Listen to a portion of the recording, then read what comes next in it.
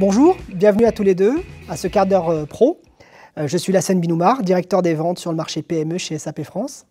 Je vous laisse vous présenter. Bonjour, Yannick Ansem, directeur financier du groupe Lapart Fitness. On est un réseau d'une centaine de salles de sport, principalement présents dans la région Rhône-Alpes, autour de Saint-Étienne, un peu à Paris aussi.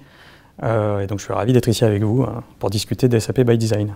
Bonjour, Pierre Guéguin, cofondateur, dirigeant d'Ubister, intégrateur de solutions de gestion en cloud et notamment de SAP Business by Design. Alors, je suis très heureux de vous recevoir. Comme vous l'avez évoqué, l'idée c'était de parler un petit peu de votre projet SAP, ERP Cloud, qui a été mis en place durant cette période assez particulière.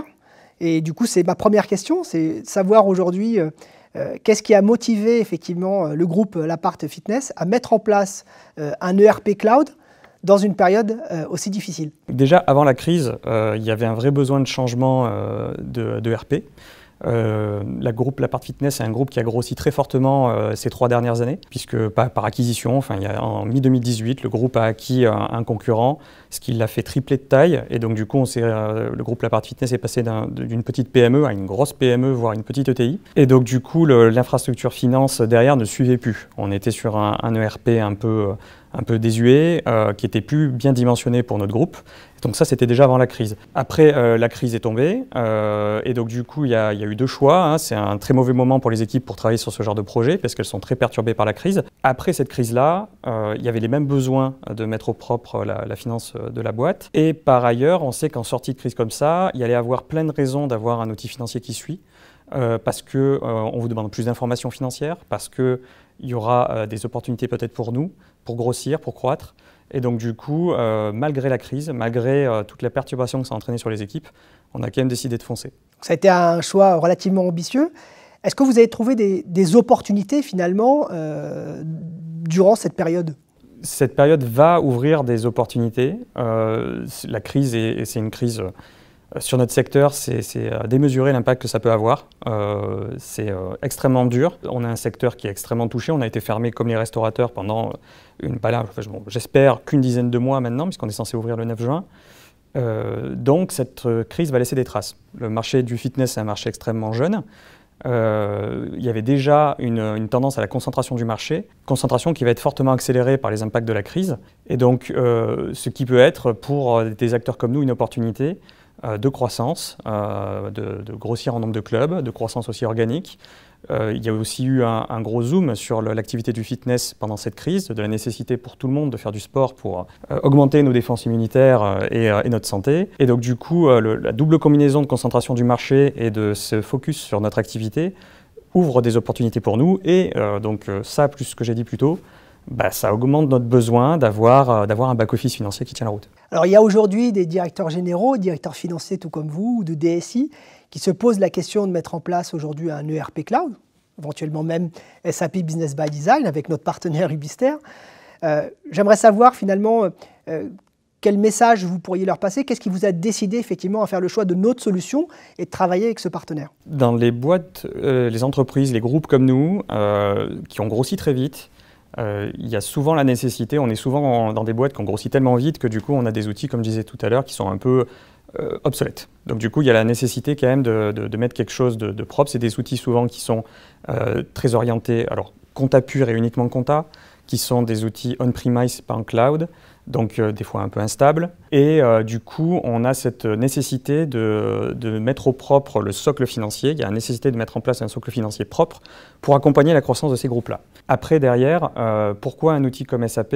Au moment où moi j'ai dû me poser la question, évidemment, il y a plein d'acteurs. Et donc du coup, quand j'ai su que SAP faisait une version de son outil pour les PME ETI, ça a de suite attiré mon attention, parce que moi j'ai connu lors de ma carrière le SAP dans un grand groupe. Et je me suis dit, si cette puissance technique est mise au service d'un modèle plus proche des PME ETI, ça ne peut être qu'un bon modèle. Donc j'ai été amené à regarder. Et j'ai de suite été attiré par l'outil, la manière dont il est fait, avec une très bonne ergonomie, adaptable à tout style d'équipe, y compris dans des PME ETI, avec cette capacité à s'interfacer avec beaucoup d'autres outils. Donc ça correspondait un peu à notre business model. Et avec cette approche que SAP avait, qui m'a particulièrement séduite, de gérer ces intégrations et l'accompagnement de leurs clients avec des partenaires. Parce qu'on reste des petites boîtes, et on reste des petites entreprises. On a besoin de proximité, on a besoin d'être accompagné par des gens qui sont à notre image. Et donc le modèle tripartite que SAP présente était plutôt attractif. Et donc c'est un peu ça qui m'a poussé à choisir la solution SAP ByD. À la fois la puissance technique de l'outil que je voyais au travers des démonstrations que j'ai eues, et à la fois ce modèle d'accompagnement qui me semblait bien correspondre. Et puis après, à côté de ça, il y a évidemment aussi le feeling qu'on peut avoir avec les intervenants qu'on rencontre. Vous avez anticipé ma question, mais je pense que c'est un point qui est relativement important.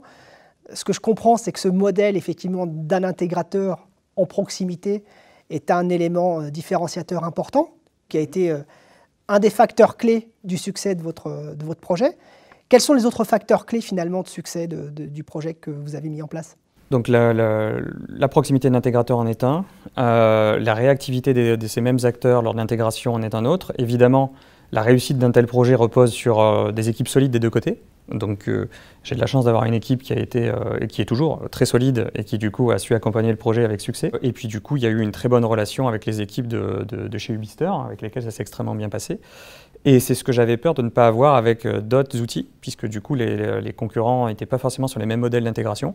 Vous étiez parfois accompagné directement par le porteur de la solution, et qui peut être parfois d'une taille complètement différente de nous, et on avait peur de se retrouver face à des interlocuteurs peu présents, peu réactifs, et dans un contexte de crise Covid, dans une PME ETI comme on est, on a besoin de réactivité, on a besoin d'aller vite.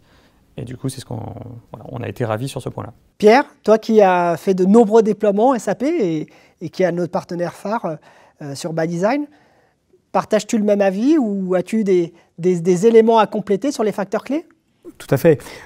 Moi, je voudrais dire que ce projet avec le groupe La Part Fitness a été un projet réussi et surtout a été un projet agréable. Les consultants étaient très heureux de travailler avec les équipes de La Part Fitness et c'est un des facteurs importants, je crois, dans la réussite.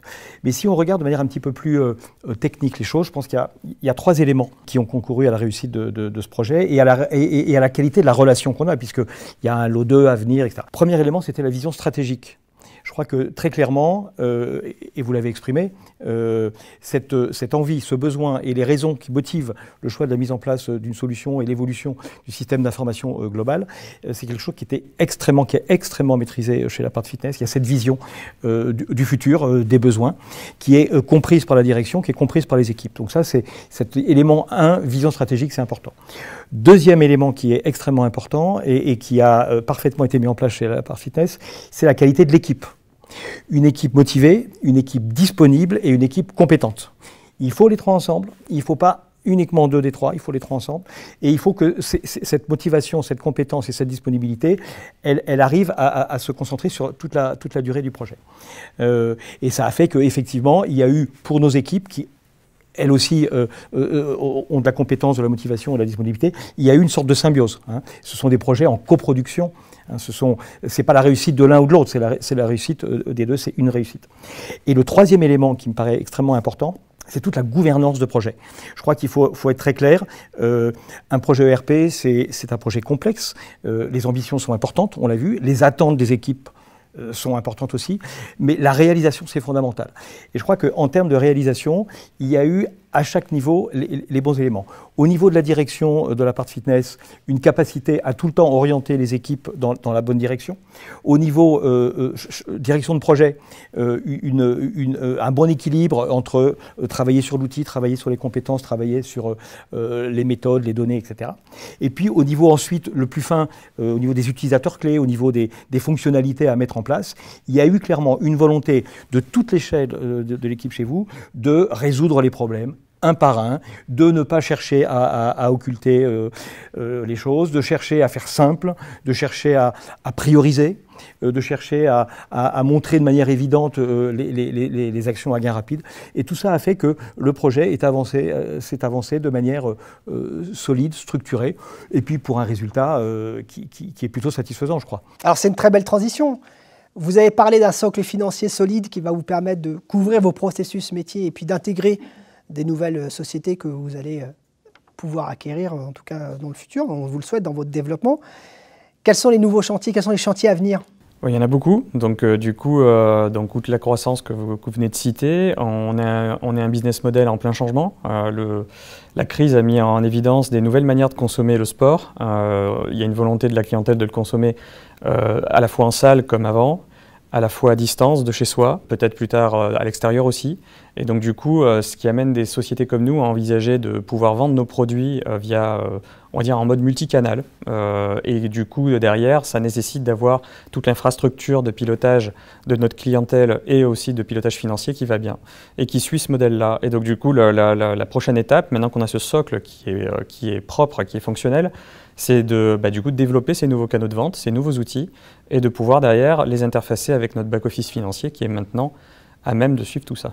Merci à tous les deux d'avoir partagé cette belle expérience. Merci beaucoup.